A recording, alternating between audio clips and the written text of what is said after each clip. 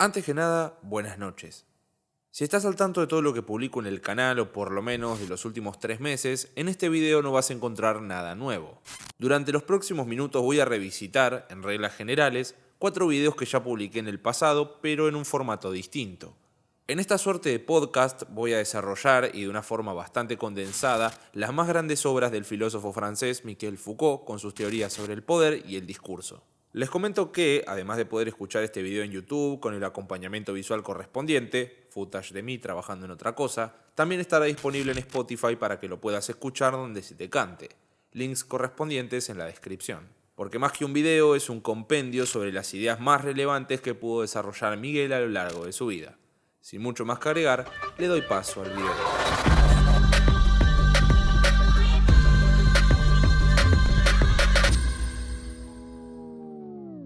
La filosofía posmoderna asume que ya se han sobrepasado las ideas que caracterizaron a la modernidad y a la Ilustración. Agrupa pensamientos fuertemente críticos a la tradición y a la racionalidad propias de la modernidad occidental, siendo principalmente influenciado por las críticas de Nietzsche, Kierkegaard, Heidegger, Levi-Strauss y con unos tintes freudianos y lacanianos. Desde la década del 50 hasta el día de hoy le han dado forma a esta corriente. Entender el posmodernismo es entender que la historia y el progreso no son el norte de nuestra brújula, y nuestra formación como individuos dependerá de nuestra comprensión sobre los constructos que forman el entendimiento que tenemos como verdades y su posterior deconstrucción. La idea de este episodio es comprender que nuestra identidad no se construye en base a verdades absolutas, sino que ante la interiorización de un discurso normalizador. Voy a repasar con ustedes los puntos más importantes en la obra del francés Michel Foucault que, aunque a veces rechazó la etiqueta posmoderna, no deja de ser uno de los pilares fundamentales para comprender esta corriente, tanto su teoría sobre la discursividad como las relaciones de poder. Por esto, vamos a empezar con una de sus primeras obras, La arqueología del saber y el orden del discurso.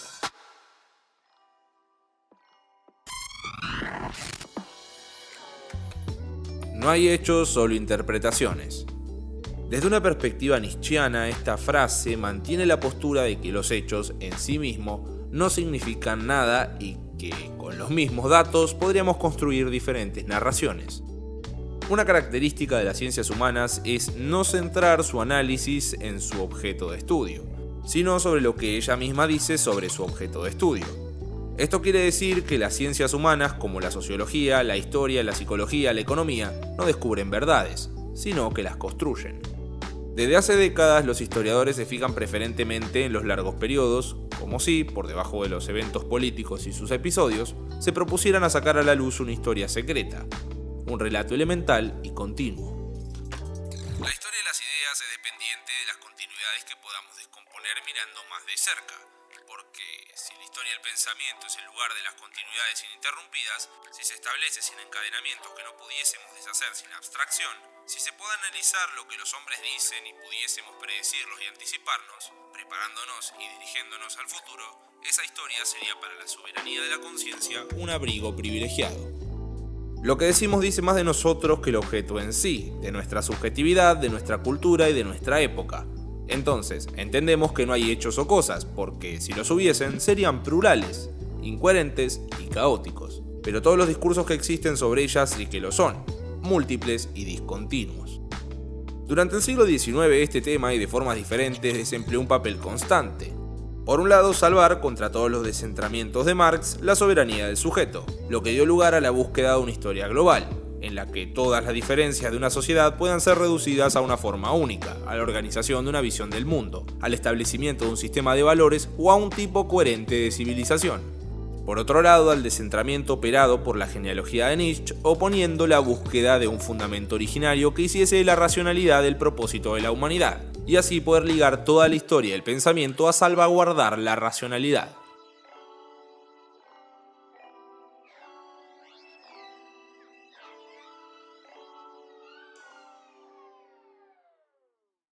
Cuando hablamos de formaciones discursivas nos referimos a una manera de hablar. La historia de las ideas marca un punto de discontinuidad entre los modos de conocimiento generales, pero si suponemos que esos modos existen como absolutos, no vamos a poder ver el discurso en toda su complejidad. Para entender si nos están vendiendo un discurso, tenemos que saber lo que es la arqueología del saber, un método que estudia las cosas dichas en la forma en la que fueron dichas, sin interpretaciones especulativas sobre el todo o su significado colectivo. Para eso existen algunas reglas que definen lo que es posible decir con sentido. Por ponerles un ejemplo, si decimos la montaña de oro está en California, podría ser significante pero discursivamente un sinsentido. Por otro lado, una palabra que todos sabemos discursivamente de lo que se trata, pero no tiene ningún sentido gramatical, sería la palabra QWERTY. Otra cosa que estudia son las condiciones que permiten que existan determinados discursos, cómo surgen, cómo emergen, cómo se transforman y mutan determinadas verdades respecto a determinados objetos. Pero no tiene como fin develar el origen secreto o descubrir la esencia de ningún objeto porque también está creando un objeto sobre él mismo. También es discursiva. Al no ser dialéctica ni retrospectiva, no estudia desde la racionalidad o la linealidad. No es una historia global, sino que analiza historias particulares. En vez de ir descubriendo razones históricas, va entrelazando eventos aislados. Foucault en una de sus citas afirma que es imposible hablar de cualquier cosa en cualquier época. Las formaciones discursivas son complejas y la aparición de los enunciados dependen del complicado entretejido de reglas de formación de los objetos, de las modalidades enunciativas, de las formaciones de conceptos y las formaciones estratégicas mediante las cuales el saber se introduce en las prácticas y posibilita también la conformación de microfísicas del poder. La arqueología del saber es un análisis del discurso que no busca sus leyes de construcción en el código de la lengua, sino en su ejercicio. El discurso es un campo práctico, un lugar de acción, un punto de emergencia de acontecimientos. Esto establece que no hay libertad real para pensar, hay otras formas de sujeción de la discursividad que actúan sobre nuestros discursos regulando sus efectos. Esto mediante instituciones y procedimientos porque el discurso también está en el orden de las leyes. Una vez que se ha identificado el discurso en un campo de prácticas, acciones y conflictos, podemos llegar a percibir su dimensión de lucha y no solo la de aumentar el conocimiento. Entonces, hay un orden social específico y propio que regula la conflictualidad del discurso en su dimensión de acontecimiento, y este es el orden del discurso.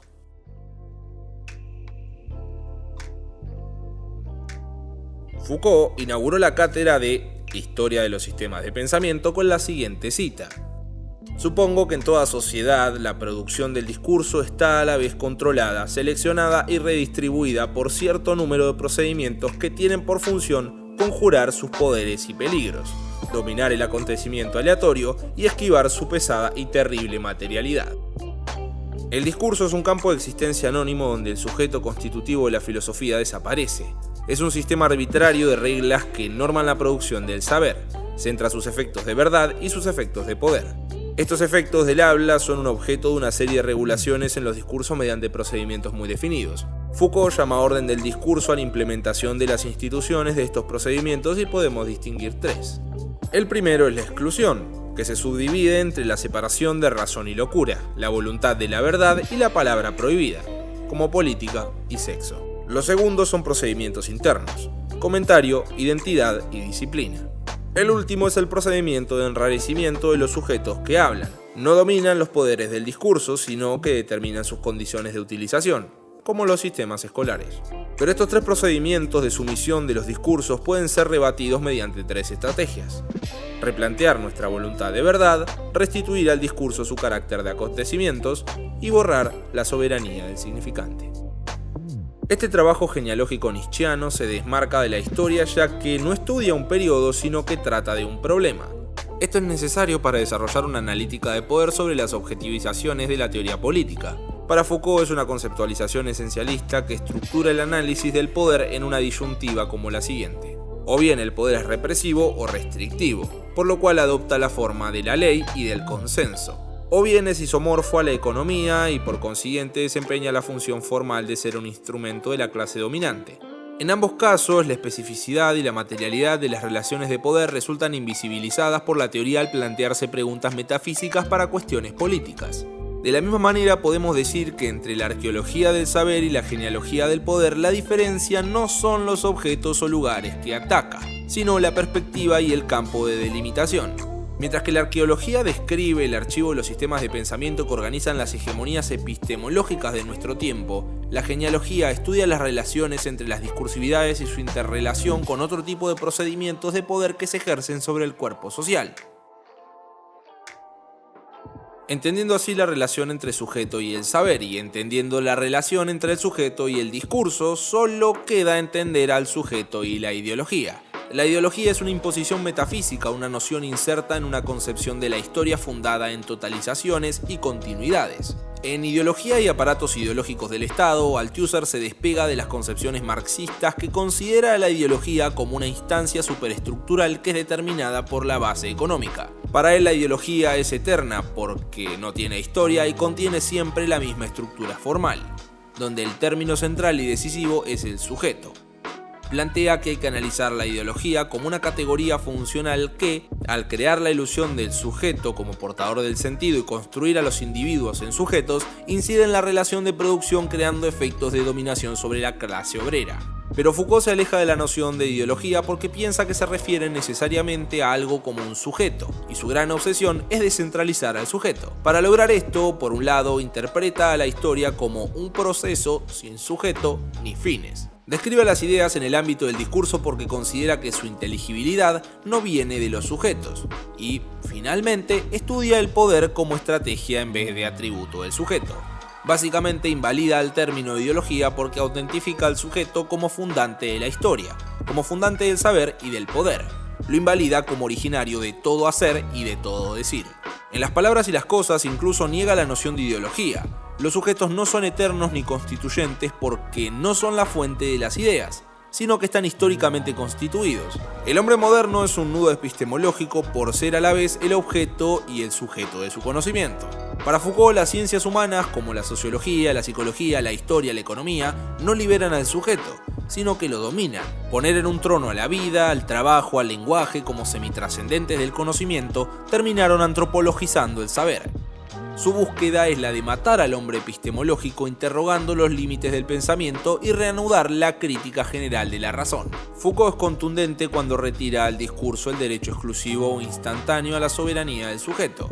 Niega el principio de las ideologías que ven al sujeto como la conciencia que se expresa en los discursos, para recuperarlos en su dispersión a través de un conjunto de reglas anónimas que los forman. Es un análisis teórico discontinuado de la historia basado en las nociones de ruptura y de transformación. No trata de asesinar la historia, sino entender su uso ideológico por el cual se trata de restituir al hombre todo lo que desde hace más de un siglo se le escapa. Un examen que trata los mecanismos sociales y teóricos que hubo tras los cambios masivos que se dieron en los sistemas penales y occidentales durante la Edad Moderna y contrastándolos de una forma magistral con aquellos del antiguo régimen. En 1975 dio a luz Vigilar y Castigar.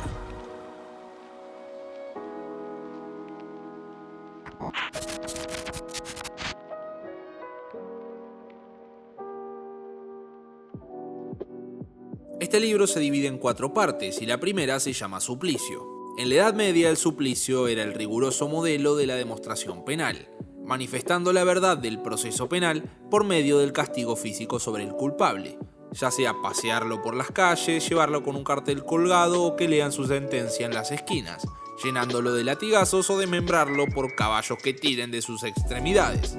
El suplicio era un ritual político, ya que en esos tiempos el crimen suponía un ataque directo al soberano, que también era el rey. Por un lado, la pena reparaba el daño cometido, y por el otro, era una venganza por la ofensa al rey. Los suplicios fueron desapareciendo entre el siglo XVII y el siglo XIX, primero porque dejó de ser un espectáculo. Los días de ejecución y suplicio eran momentos propensos a que la gente se descontrole o que el condenado genere admiración, transformándolo en un mártir. Por eso, después del siglo XIX, el castigo pasa a ser la parte oculta del proceso penal. En segundo lugar, se relajó el accionar sobre el cuerpo del delincuente y se intensificó el castigo al alma. Ya no se juzga solo el delito, sino lo que el individuo es, será y puede ser. Sus pasiones, instintos, anomalías, inadaptaciones y todas esas cosas que fueron incluyendo psiquiatras, educadores y funcionarios al proceso judicial. Y a este le dedica la segunda parte, castigo. La crítica sobre los suplicios aparecieron a mitad del siglo XVIII, que los consideraban vergonzosos o peligrosos.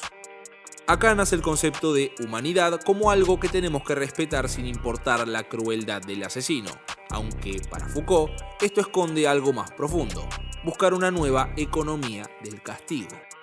Los cambios sociales de este siglo trajeron un aumento a la riqueza, así que cada vez había menos crímenes de sangre y más delitos contra la propiedad. Así que la burguesía exigía una justicia más escrupulosa, que castigue toda la delincuencia y que no deje escapar esas cositas para las cuales el suplicio era un castigo desmedido. Castiguemos tranqui, pero castiguémoslos a todos. El delito ataca a la sociedad entera, así que nos podemos defender y podemos castigarlo. No es una venganza, es una defensa de la sociedad y de su utilidad para el cuerpo social, como prevenir el delito. Para esto tenemos 6 reglas básicas, pero prefiero centrarme en las condiciones que debe cumplir el castigo. Debe ser lo menos arbitrario posible. Si el interés mueve el delito, es el interés el que lo evita. Castigamos a los posibles delincuentes ya que el culpable es solo uno de los blancos. Los castigos públicos son como un libro de lectura donde se puede leer las propias leyes. Son una escuela, no una fiesta. Acabar con la gloria ambigua de romantizar a los criminales.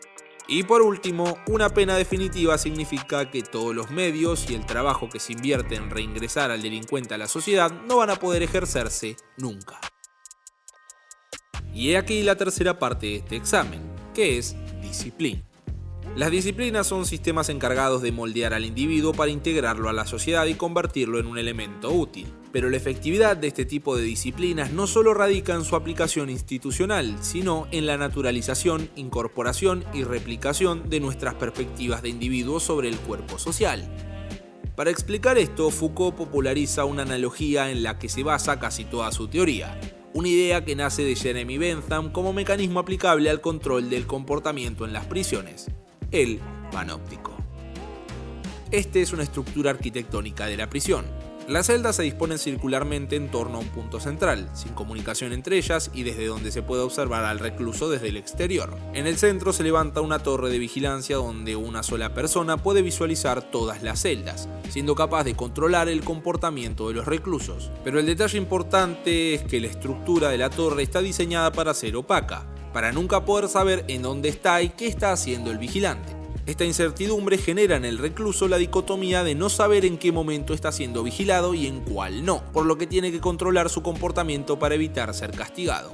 El panóptico es tan exitoso por instrumentos simples: la vigilancia jerárquica, la que mira sin ser vista, edificios que no están hechos para ser vistos ni para ver el exterior, el hospital edificio como instrumento de acción médica, la escuela edificio como máquina pedagógica. Todos los sistemas disciplinarios tienen sus propias leyes y castigos específicos, sus normas de sanción. El fin de este es reducir las desviaciones, respetar un orden artificial. Las conductas se polarizan entre el bien y el mal y sobre ello se establece el balance. No se califica la acción sino al individuo, por lo que estos premios y castigos también establecen un rango, así que la disciplina puede premiarse con un ascenso o castigar degradando. Esto deriva en el examen como mirada normalizadora, una vigilancia que califica, clasifica y castiga. En el régimen disciplinario, el poder se vuelve más anónimo y funcional, y se individualiza más sobre los que el poder se ejerce con más fuerza. Y la última parte es la prisión. Esta existe hace siglos, pero entre el siglo XVIII y el siglo XIX se empieza a imponer como castigo universal por sus ventajas. Si en la sociedad la libertad es un bien por excelencia, privarla es un mal para todos y parece un castigo igualitario. Puede cuantificar exactamente la pena mediante la variable del tiempo, y el aparato de transformar al individuo replicando y acentuando todos los mecanismos disciplinarios anteriores. Así que la prisión es una institución que garantiza que se puede ejercer sobre el condenado una educación total. Por un lado, si le tiramos todo el poder encima, no hay nadie que lo pueda defender. También se le impone el trabajo forzado, donde importa más el efecto que ejerce sobre el penado que el producto. Esto para volverlo útil a la sociedad industrial. Y por último, se puede modular, incluso suspender la pena a base de cómo se transforme el condenado, siempre por medio de un diagnóstico científico, psicólogos, asistentes sociales y funcionarios penitenciarios. Este modelo técnico médico de la curación y la normalización, que ve que puede modificar el alma del individuo, su desviación patológica como si fuera otro tipo de enfermedad, da como nacimiento a la criminología, que transforma la prisión en un observatorio permanente de la conducta, un aparato del saber. Foucault cree que los mecanismos de control trascienden a la prisión y que este es solo el aparato de transformar al individuo replicando y acentuando todos los mecanismos disciplinarios anteriores, y que una pena definitiva significa que todos los medios y el trabajo que invertiste en regenerar al delincuente a la sociedad no va a poder ejercerse nunca. Por eso rescata el concepto del panóptico y lo traslada a nuestro sistema de organización social, lo que bautizó como biopoder. Para hablar de biopoder, primero tenemos que volver hasta el poder soberano. Su lógica legitima la autoridad del gobernante, cuya finalidad es la de posibilitar bienestar y seguridad a la población. Por eso, en la introducción de Vigilar y Castigar, Foucault nos cuenta la historia de un condenado por atentar contra la vida del rey. El castigo deberá responder a la gravedad de su crimen, pero en realidad termina siendo desproporcionado y las atrocidades por las que este condenado pasa es algo que deberías leer por vos mismo. Castigar al condenado imponiendo el control total sobre su cuerpo a modo de ejemplo para la sociedad es ineficiente. No solo porque tenés que atrapar al delincuente en el acto, además es laborioso. La gente lo toma como un espectáculo y para cuando se empiezan a aburrir, te tomaron la Bastilla y decapitaron a los reyes. Concretada la revolución y aguillotinado el poder soberano, los avances tecnológicos permitieron alargar y mejorar la vida, mientras que era necesario controlarla mejor. Así que el biopoder se empezó a ejercer de dos formas diferentes, pero conectadas entre sí: la disciplina sobre el cuerpo y la biopolítica.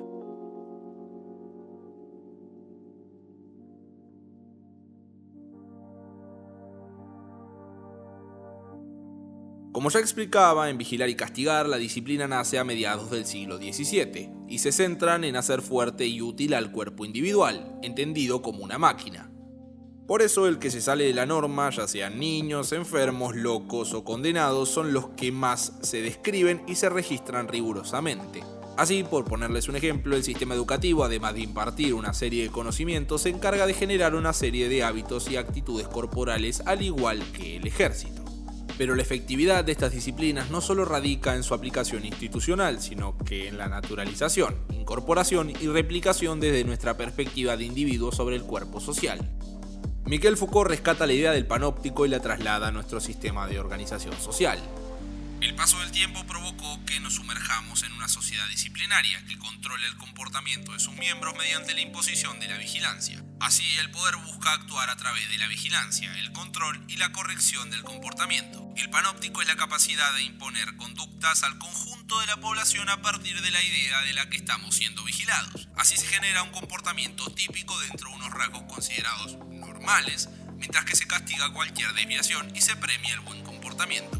Y basado en el mismo principio del panóptico, el poder no tiene que ser ejercido y manifestarse de una forma continua. En la antigüedad había una persona que ejercía el poder y vigilaba si era obedecido. Ahora cualquier persona o incluso objeto puede ser representante de dicho poder. El hecho de que esta vigilancia sea invisible, o sea que los observadores no puedan determinar si están siendo observados o no, hace que el comportamiento individual sea controlado incluso cuando no se vigila, por lo que el sujeto en posible observación intentará obedecer las normas impuestas con el fin de no ser sancionado. Es un nuevo tipo de dominio. Forman parte de un tipo de violencia que se articula mediante las expectativas y los significados que transmiten los espacios y las instituciones. Todas las instituciones, de una forma u otra, tienen este tipo de organización.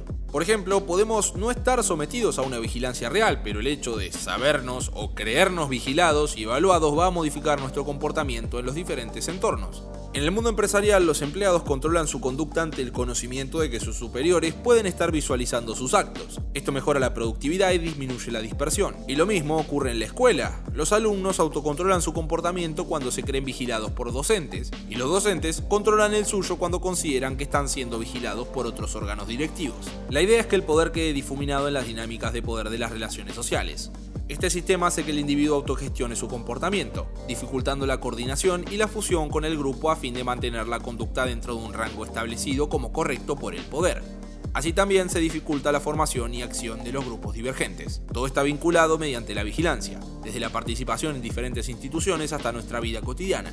Incluso en ámbitos como el sexo resultan visibles los mecanismos de control de la sociedad actual, buscando el control de nuestras pulsiones a través de la normalización de la sexualidad, mientras que Debido al avance tecnológico de la información, las cámaras y los sistemas de vigilancia han sido implementados y mejorados de cara a controlar el comportamiento ajeno. En cuanto a la biopolítica, si la disciplina del cuerpo se centra en el individuo, durante el siglo XVIII nace el control de la población centrado en el control sobre la especie. Ya sean disciplinas como la estadística, natalidad, mortalidad, longevidad o el nivel de salud de la población. Esto cambia radicalmente la forma en la que entendemos a los gobernados. Las antiguas formas de poder contemplan la existencia humana como entidad jurídica. El biopoder, en cambio, la contempla desde lo biológico. Dejan de ser simples sujetos de derecho para concebirlos como seres vivos. El poder ya no se basa exclusivamente en la ley. Sigue existiendo, pero es un elemento más de un entramado de instituciones como la familia, el sistema educativo, el ejército, la medicina, etcétera, etcétera, etcétera. Se busca gobernar a base de regular lo que es normal y adaptar a ello a todos los individuos de la sociedad. Incluso hasta nuestra concepción del sexo es biopolítica, esa esfera innombrable que hasta hace no muy poquito parecía ajena a toda injerencia política, es donde el poder se manifiesta de una forma implacable. Simplemente pensemos en las prácticas de sexo comunes y las concepciones científicas sobre el sexo. ¿No sería una forma de apuntalar los equilibrios de poder del status quo a través de la práctica sexual? Los sistemas de conocimiento generan aquello que tratan de describir al convertir el biopoder en un marco institucional para las ciencias, para su paradigma. La fe en la razón se ve opacada por el uso ideológico. Lyotard, filósofo francés y pionero del posmodernismo, mantiene que las filosofías modernas legitiman sus pretensiones de alcanzar la verdad no sobre bases lógicas o empíricas, tal como ellas pretendían, sino sobre historias aceptadas acerca del conocimiento del mundo. Llevando la conversación a algo más actual, la crisis sanitaria provocó un terremoto en la normalidad democrática de la mayoría de los estados afectados. No solo afectó a las instituciones sanitarias, sino que los marcos normativos de derechos y libertades como base del orden democrático. ¿Hasta qué punto podemos destejer el entramado institucional del poder para siquiera considerar lógico que un virus microscópico amplíe el poder policial del Estado? Normalizar la excepcionalidad, el control ciudadano, las restricciones o suspensiones de libertades fundamentales bajo promesas de una progresiva vuelta a la normalidad. Militarización en las calles, monitoreo social, videovigilancia, denuncias anónimas son el resultado de un autoritarismo biopolítico dirigido a la defensa social, cuyos riesgos exceden el combate frente a un virus enemigo. La cuestión no es minimizar la situación sanitaria y mucho menos debatir las consecuencias que esto tendrá sobre la economía. El objetivo es cuestionar el paradigma biopolítico y soberano, los contornos del poder policial y la normalización del autoritarismo. La cuarentena como herramienta sanitaria para controlar posibles brotes, aplanar la curva de contagios e incluso terminar de erradicar el virus de las calles es un plan que funciona, pero que esta vez no lo hizo y ahora somos monos asustados encerrados en nuestras cuevas. Lo que vuelve a esta situación en una verdadera distopía es lo desigual de sus normas. Premiamos a los que hacen las cosas bien y castigamos a los que hacen las cosas mal, pero por sobre todas las cosas los aislamos, los encerramos y si salen controlamos qué días pueden hacerlo y a dónde van. No pueden trabajar quienes no entren en la arbitraria categoría de esenciales. Y lo que es mucho más grave, se implanta un discurso de odio que nos transforma en militantes del autoritarismo virósico. Si sacamos de la ecuación al virus chino y la verdadera crisis pandémica es la economía, nos quedamos con un virus que desde hace siglos venimos normalizando y defendiendo. El virus monopólico de la violencia y el control institucional del Estado.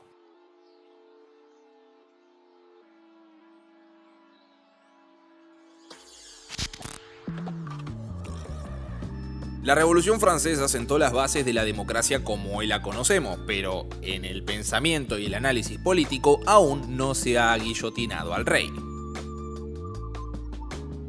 La filosofía dejó de intentar compensar la impotencia de la razón científica hace mucho tiempo. Ya no trata de completar su edificio. Una de las tareas de la Ilustración era multiplicar los poderes políticos de la razón. Pero los hombres del siglo XIX pronto comenzaron a preguntarse si la razón no se estaba volviendo demasiado poderosa en nuestra sociedad. Desde Kant, el papel de la filosofía ha sido evitar que la razón vaya más allá de los límites de lo que se da en la experiencia. Pero desde el mismo momento, es decir, desde el desarrollo de los estados modernos y la gestión política de la sociedad, el papel de la filosofía también ha sido vigilar los poderes excesivos de la racionalidad política, que es más bien una esperanza de vida prometedora. La razón de Estado es considerada como un arte, es decir, una técnica conforme a ciertas reglas. Estas reglas no se refieren simplemente a las costumbres o tradiciones, sino al conocimiento. el conocimiento racional. Hoy en día la expresión de razón de Estado evoca arbitrariedad o violencia, pero en ese momento lo que la gente tenía en mente era una racionalidad específica del arte de los estados gobernantes. ¿De dónde extrae el razonamiento el arte específico del gobierno? La respuesta a esta pregunta provoca el escándalo del pensamiento político naciente, pero es muy simple. El arte de gobernar es racional. Si la reflexión hace que se observe la naturaleza de lo que se gobierna, aquí el Estado. Afirmar lo común que es rompe con la tradición judía y cristiana simultáneamente. Esa tradición que afirmaba que el gobierno es esencialmente justo. Ese respeto por todo un sistema de leyes, las leyes humanas, la ley de la naturaleza, ley divina. Por eso el gobierno del rey de su reino debe imitar el gobierno de Dios de la naturaleza, o de nuevo, el gobierno del alma del cuerpo. La Revolución Francesa sustituyó a la imagen del rey por el del Estado, el imperio de la ley o de la dominación de clase, pero la forma de entender el poder es la misma. Una sala de mando situada en la cúspide de la sociedad que dirige y limita lo que podemos y lo que no podemos hacer. Como ya vimos, Foucault propone romper ese esquema conceptual. En lugar de un poder que se concentra o se deduce de las grandes figuras Estado, ley, clase, Foucault propone pensarlo como un campo social de fuerzas. El poder no desciende de un punto soberano, sino que viene de todos lados. Millares de relaciones de fuerza atraviesan y configuran nuestra forma práctica de entender la educación, la salud, la ciudad, la sexualidad o el trabajo.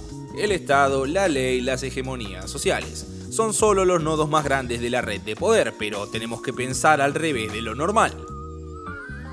No tanto como si fuera la punta del iceberg, sino que estos se recortan sobre un fondo en permanente ebullición.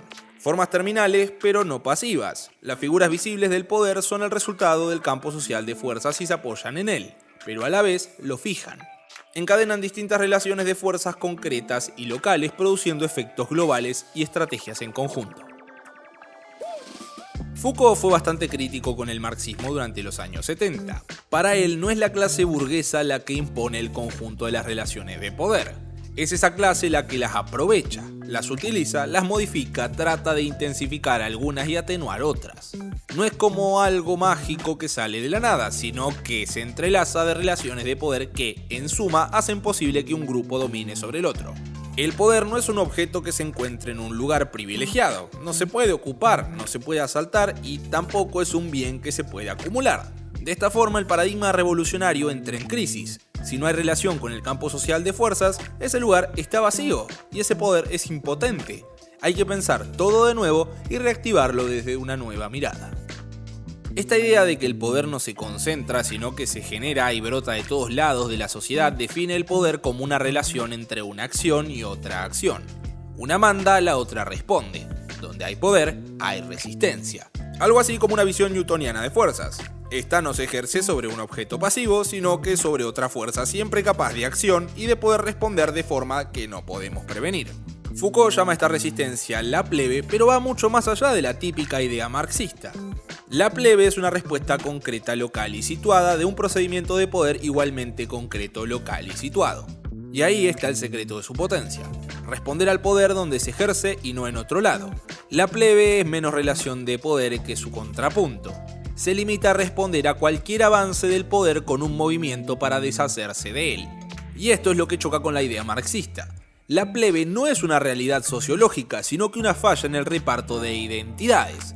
No son el pueblo, no son los pobres, no son los excluidos. Hay una plebe en el proletariado y en la burguesía, pero se presenta de maneras diferentes. Poder y resistencia lo atraviesan todo y a cada uno. No es una cosa binaria entre un bloque de poder y el de la resistencia. Pero si queremos abstraernos todavía más, la plebe no existe, pero hay plebe. Como cuando decimos que la amistad o el amor no existen, pero hay pruebas de la amistad y el amor. No es una sustancia, es una acción. Es un hecho, una manifestación o un acontecimiento. Como el poder se puede encadenar y entrelazar en fuerzas concretas y locales para producir estrategias globales, la plebe se puede codificar estratégicamente y producir efectos generales como las revoluciones. El problema a la hora de organizar esta fuerza radica en dos inercias: la simplificación, donde solo se puede organizar lo idéntico, y la separación, donde para organizar hay que salir de los lugares concretos donde se desarrolla la resistencia. Este es el problema de los sujetos políticos del siglo XX que hoy te hacen odiar al progresismo o al marxismo. ya sean los partidos políticos o los grupos armados. Se piensan a sí mismos como la cabeza y la articulación de las resistencias y se construyen como espacios homogéneos, cerrados y aislados del mundo en el que viven. Y es acá donde hay que reimaginar esas organizaciones en términos de circulación entre los diferentes puntos de la resistencia. Asumir el carácter disperso y situado de las resistencias no como un obstáculo sino como una potencia, porque si las pensamos como englobadas bajo formas centralizadas y sin relación orgánica con el mundo, no van a producirse lazos transversales de saber a saber, de punto de politización a otro, sin cruces ni intercambios. Y la forma de organizar a las plebes es comunicando y extendiendo sus prácticas de resistencia. En cuanto al saber y las experiencias vividas, Foucault viaja lejos, pero muy lejos en el tiempo y en el espacio, a siglos tan remotos, personajes muy oscuros y textos perdidos. Pero su trabajo se pone al servicio de pensar los problemas e inquietudes del presente. Cada vez que intenté hacer un trabajo teórico lo hice a partir de elementos de mi propia existencia, siempre en relación con procesos que yo veía desarrollarse en torno a mí. La posición profética que a menudo asocia al marxismo se puede ajustar a otras resistencias. Es un pensamiento movilizador que en realidad consigue desmovilizar el pensamiento. Confunde la necesidad histórica y los objetos a alcanzar, como si estuvieran escritos en un curso de lo real, usando frases como el fin del capitalismo. Además, tapa el aspecto sombrío y solitario de las luchas, las dificultades, las contradicciones y los claroscuros de la realidad, la fuerza de silencio e invisibilidad de la lucha no goza del protagonismo mediático o la atención de los focos. Se busca todo el tiempo evangelizarnos en una tesis, pero sin requerir ningún trabajo por nuestra parte, repetir un discurso ya analizado y presentado como dogma definitivo. Esta posición profética es como la voz en off que describe lo que pasa sin que sepamos nunca de dónde sale. No hay que entenderlo como un sistema teórico válido siempre, sino como un instrumento de fuerzas concretas.